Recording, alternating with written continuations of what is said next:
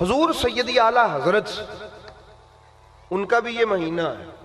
پہلے میں عرض کر دوں، حضور سیدی اعلیٰ حضرت کے عشق کو میرا سلام ہے، حضور سیدی اعلیٰ حضرت کی ذات کو میرا سلام ہے۔ اتنا بڑا شعر کہا نا میرے سیدی اعلیٰ حضرت نے اہل بیت کی شان میں، میں کہتا ہوں ان سے پہلے اور رہتی دنیا تک شاید کوئی وہ نہ کہہ سکے کہ کوئی مولوی بھی ہوئے جس طرح اعلیٰ حضرت عالم دین بھی تھے اور پھر بھی اس قدر کھل کے شعر کہے، یہ خاصہ صرف بریلی کے تاجدار کا ہے اور کسی کا نہیں ہے۔ آج بھی اس تاجدار بریلی کو ماننے والے بھی یہ شعر پڑھتے ہوئے بھی ڈر جاتے ہیں۔ میں انہوں نے جگرے نو سلام کردہ ہے جنہوں نے شعر آکھے ہے۔ آپ کے شعروں وہ جو سلام ہے نا، آپ نے مصطفیٰ جان رحمت پہ لاکھوں سلام، ہدایت بخشش اگر کبھی آپ کھولیں تو اس میں وہ شعر پڑھیے گا۔ انہوں نے کہا کہ آب تطہیر سے جن کے پودے جمیں، امام حسن و حسین اور سیدہ زینب اور ام کلثوم کو پودا کہہ رہے ہیں اعلیٰ حضرت۔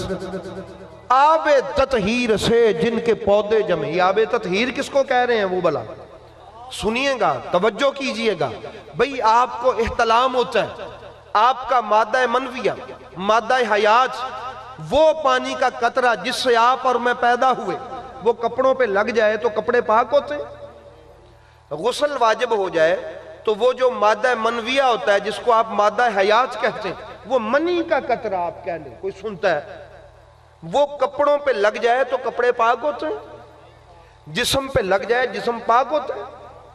انتہائی نجس، وضو سے بھی بات نہیں بنتی، غسل کرنا پڑتا ہے۔ اتنا نجس ہے وہ پانی جو میرے آپ کے جسم سے نکلتا ہے۔ قربان جاواں میں بریلی دے تاجدارہ تیرے منن تو کوئی علی نو مننے تے انج مننے جے میں بریلی دے تاجدار نے مننے۔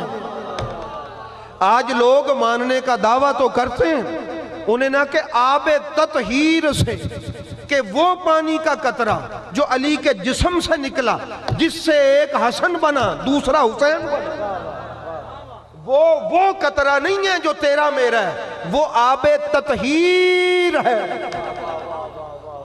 وہ کیا ہے؟ علی کے جسم سے نکلے تو تطہیر ہے۔ آب تطہیر کیا ہے؟ آب تطہیر، یہ آب تطہیر ایسا پانی جس سے پاکیزگیاں آگے نکلے، جس سے چشمے پھوٹیں پاکیزگی کے، اس کو تطہیر کہتے ہیں۔ وہ وَيُطَهِّرَكُمْ تَطْهِيرًا، اتنا پاک ہے وہ پانی جو علی پاک کے جسم سے نکلے۔ جو آپ کے جسم سے نکلے تو ناپاک، میرے جسم سے نکلے تو ناپاک، حتیٰ کہ کسی صحابی کے جسم سے نکلے تو ناپاک۔ ولیوں میں سب سے بڑا درجہ صحابیت کا ہے، جہاں ولایت کا سر ہوتا ہے صحابیت کے قدم ہوتے ہیں۔ سمجھ آگئی نا جی بات کی؟ کسی صحابی کے جسم سے بھی وہ قطرہ نکلے تو کیا ہے؟ ناپاک ہے، پاک نہیں ہے۔ میں ذمہ داری سے کہتا ہوں، لیکن وہی قطرہ بریلی کا تاجدار کہتا ہے علی کے جسم سے نکلے تو آب تطہیر ہوتا ہے۔ کیا ہوتا ہے؟ آب تطہیر ہوتا ہے۔ منو کائنات چ کوئی علی تو علاوہ انجدہ بندہ بکھاؤ جس کے جسم سے نکلنے والا یہ قطرہ آب تطہیر ہو۔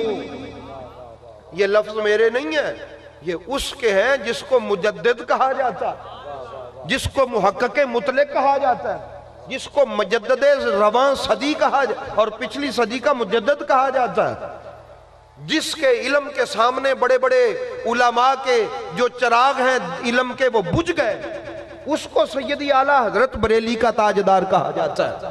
انہوں نے کہا یہ قطرہ جو صحابہ کرام کے جسم سے بھی نکلے، باقی تو رہ گئے نیچے، ہم یہ وہ ادھر تو مثال ہی نہ دیں، باقی جہاں سے بھی نکلے تو وہ قطرہ ناپاک ہوتا ہے۔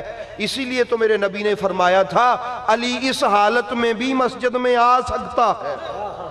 وجہ کیا ہے؟ وجہ یہ ہے وہ قطرہ ہی آب تطہیر کا قطرہ، وہ نجس ہو تو کوئی مسئلہ ہو نا مسجد میں آنے کا، نجس ہے ہی نہیں. اس لیے برادران اسلام سمجھنے کی کوشش کریں کہ علی کیا ہے.